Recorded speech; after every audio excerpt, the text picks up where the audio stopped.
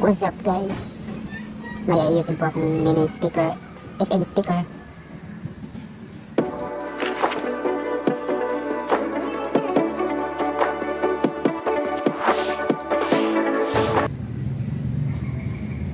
Yun, naputol yung saksakan guys. Madali lang naman itong ayusin guys. Pakalitan lang ng bagong saksakan.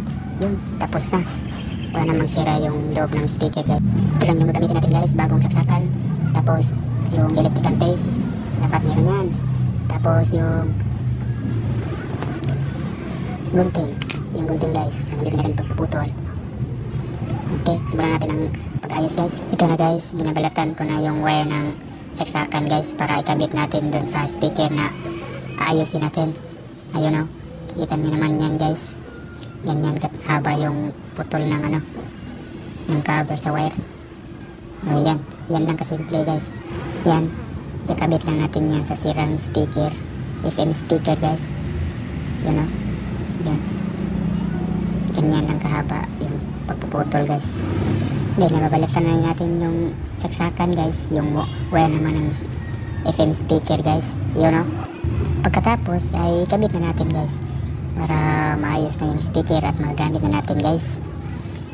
May speaker na tayong maliit, malakas naman boses. Yun, kinabit ko na guys. Nilagyan ko lang ng electrical tape para walang kurente na lalabas.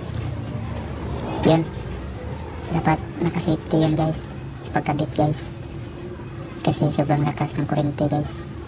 Baka makirig-kirig tayo nyan guys. O yan, kinabit ko na yung isa guys, yung negative guys. Yun o, kitang-kita nyo naman guys kung paano kinakabit yung wire. Yun, tinakpan ko na rin ng electrical tape. O, ang dali lang guys, ang bilis, ang galing, ang galing. O yan na guys ha, ganyan lang yung pagkira na yung saksakan ng speaker o TV nyo guys. Hanap na kayo ng bagong saksakan. Yun, kabit na lang ulit. Yun, tapos na.